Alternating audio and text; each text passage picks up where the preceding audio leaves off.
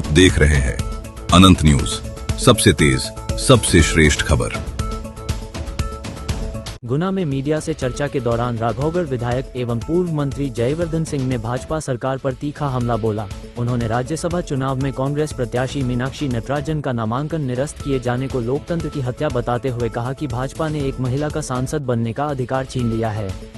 जयवर्धन सिंह ने चुनाव आयोग और न्याय व्यवस्था पर सवाल उठाते हुए कहा कि कांग्रेस इस मामले को सुप्रीम कोर्ट और जनता की अदालत में उठाती रहेगी। उन्होंने दावा किया कि भाजपा केवल 35% वोट पाकर सत्ता में है और विपक्षी दलों की एकजुटता से 2029 में बड़ा बदलाव होगा। किसानों के मुद्दे पर उन्होंने प्रदेश सरकार को घेरते हुए खाद वितरण व्यवस्था और ऑनलाइन पोर्टल को पूरी तरह विफल बताया। बमोरी क्षेत्र में डीएपी और यूरिया की उपलब्धता के बावजूद पोर्टल पर स्टॉक शून्य दिखाने का आरोप लगाया और खाद की कालाबाजारी का मुद्दा उठाया। उन्होंने कहा कि सर्वर डाउन होने के पीछे सरकार की नीतिगत विफलता है और किसान खाद के लिए परेशान हैं। साथ ही पेट्रोल डीजल खरीद पर लगाई गई सीमाओं को लेकर भी केंद्र सरकार पर निशाना साधा। गुना से अगम द्विवेदी की रिपोर्ट।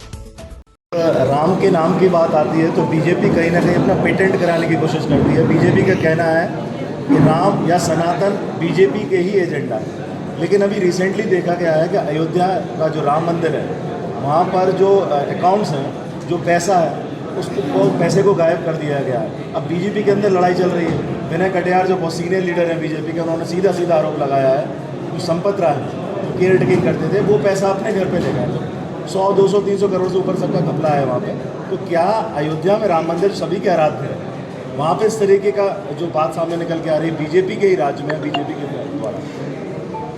मैं पहले तो कहना चाहूँगा कि जो भाजपा ही 40 साल पुरानी है वो कौन होती है हमारे सनातन धर्म का ठेका लेने वाला। जो सनातन धर्म जो हज़ारों साल पुराना है, जो अनंत है, ये कौन होता है भाजपा वाले इसका ठेका लेने वाले?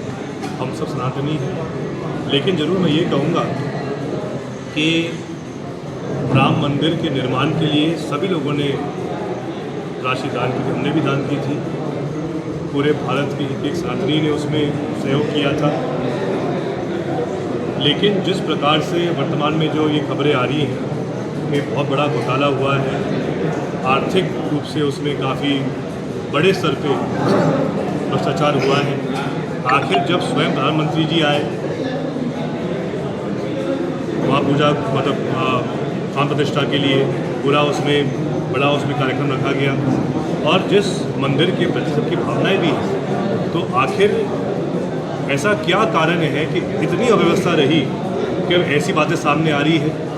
ये हमें शोभा नहीं देता है। और कहीं ना कहीं शायद जो प्रयास एक भाजपा का रहा राजनीतिकरण का इस पूरे मामले में, यही कारण है कि अब ऐसे मामले सामने आ रहे हैं भ्रष्टाचार के, लेन देन के। लेकिन मेरा इसमें यही कहना होगा कि जो अयोध्या के जो हमारे पुराने साधु संत हैं, महात्मा हैं, जिन्होंने सदैव उस तपोभूमि पर, उस पावन भूमि पर पूजा आराधना की है, उनको पूरा संचालन सौंपा जाए। कहीं ना कहीं जो हार भाजपा को मिली अयोध्या में 2024 में, तो यही कारण था कि जो पुराने वहाँ के पुजारी वही इसमें विरोध में थे कि कहीं ना कहीं जो भाजपा के द्वारा राजनीति इस पर की जा रही है वो उचित नहीं है। भाई धर्म धर्म है, धर्म नीति अलग, राजनीति अलग, ये बात समझनी चाहिए भाजपा।